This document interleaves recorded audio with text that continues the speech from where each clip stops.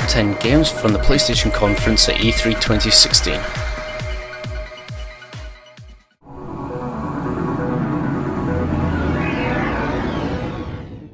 Starting off at number 10, we have Call of Duty Modern Warfare Remastered.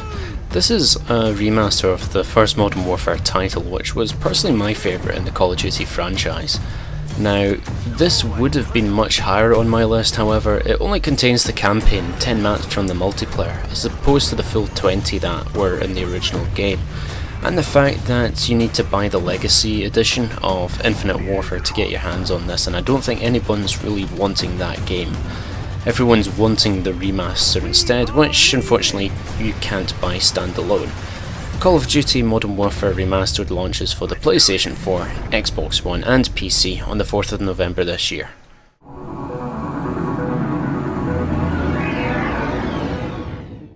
At number 9 we have Farpoint.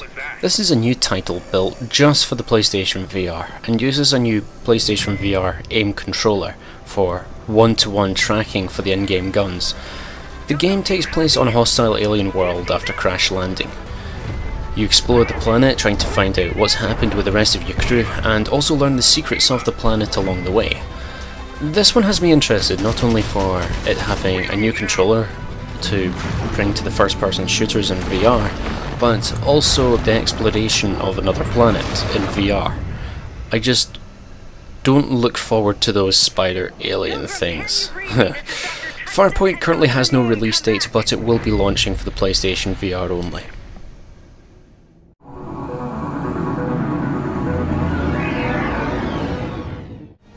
Next up at number 8 is SpiderMan.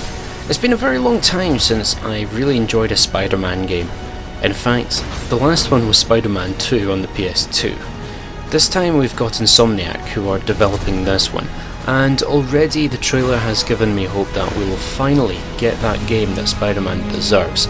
And seeing what Insomniac did with the reboot of Ratchet & Clank, I feel very confident that they will deliver on it. I just hope they add the pizza delivery mission just for old time's sakes. Spider-Man currently has no release date, and so far has only been announced for the PlayStation 4.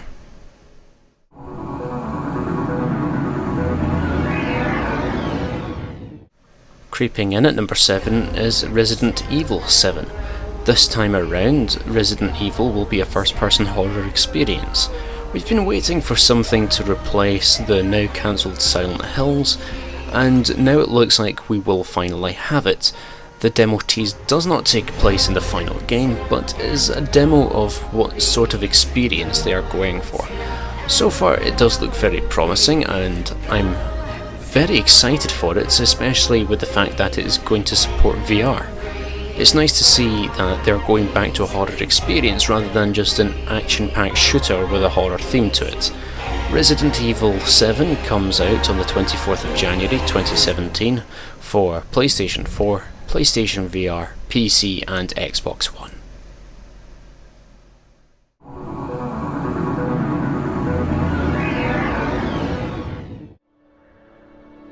Number 6 is the long-awaited The Last Guardian. This game was first announced back in 2009 and we finally got a release date for the game. People have been waiting a very long time for this, and Shadow of the Colossus was the last game that the developer worked on, and that was praised as one of the best games of all time. This would be a lot higher on my list, but to be honest, my hype has pretty much died from the constant delays that the game has had, and I'm a bit worried to how the game's actually going to launch, so I've been a bit edgy on this one. But it looks like it's going to be a fantastic game overall, with a fantastic story to tell. It's a very interesting game with a lot that's still to be revealed, and The Last Guardian launches on the 25th of October this year, 2016, for PlayStation 4.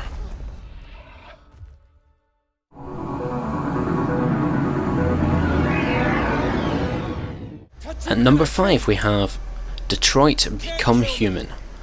This game lets you play multiple characters, all of whom are androids. In this world, androids are starting to become self-aware and start to act human. The player will have to make decisions which will affect the story direction and also on who lives and who dies. According to the developer, every character can die. There's detective work that's in the game, and depending on the clues that you find can alter the decisions that you have to then change the story further. Just from the trailer for this one scene that they've been showing off, there are plenty of different outcomes which could show a lot of potential for multiple playthroughs. Detroit Become Human hasn't got a release date yet, but it will be launching for the PlayStation 4.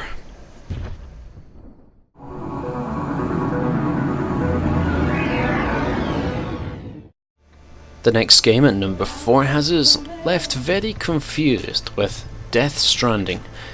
This is the next title that Hideo Kojima is working on.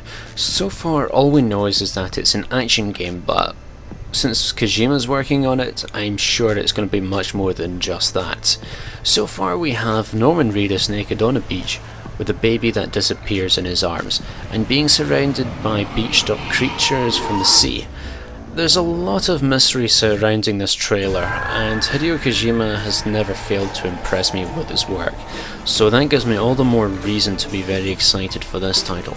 But I'll be holding off on this one until we get a bit more information, of course. So far there's no release date for this game, and has only been announced for the PlayStation 4.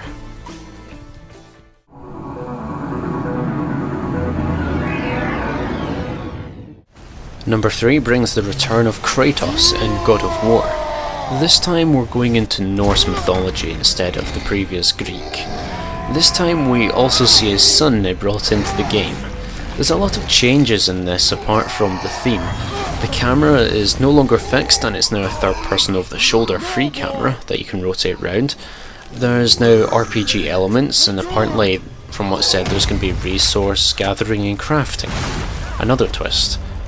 Probably the biggest change for me is the fact he now has an axe, and he's also going to be using hand-to-hand combat. The game looks to be taking a very different direction, but it's one that I do appreciate. I mean, we don't want the same thing over and over again, and it's nice to see that they're trying something different. God of War does not have a release date yet, but it will be launching for the PlayStation 4.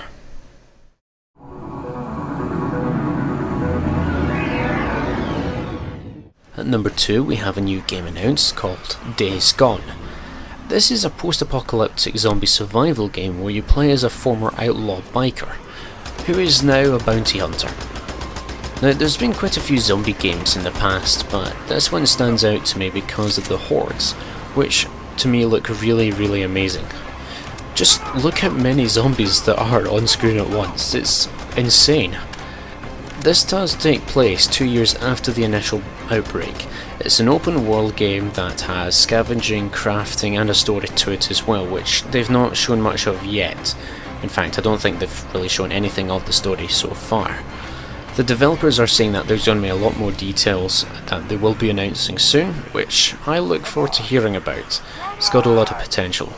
Days Gone has not been given any form of release date yet, but this will be coming out for the PlayStation 4.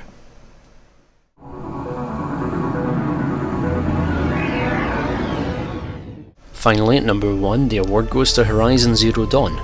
This was initially shown at E3 2015, and made its appearance again this year, showing a demo from another part of the game. The game is set in the future where machines have taken over the world, and they've taken the form of kind of like dinosaurs.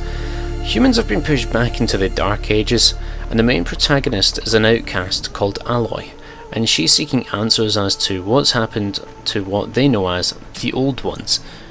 There's a lot of unanswered questions, and at each showing they just raise more of them.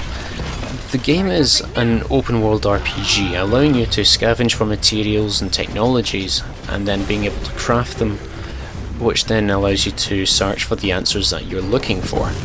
There's still a lot of this game to be revealed, and I've been very hyped for this game ever since the initial reveal back in 2015. Horizon Zero Dawn is going to launch on the 1st of March in 2017 for the PlayStation 4. I hope you've enjoyed my list for the top 10 games at the PlayStation conference this year at E3. Let me know if you agree with the list, and if not, let me know what yours are. I'm interested to hear what you think. I've also done another top 10 for the Xbox conference as well, so feel free to check that one out too.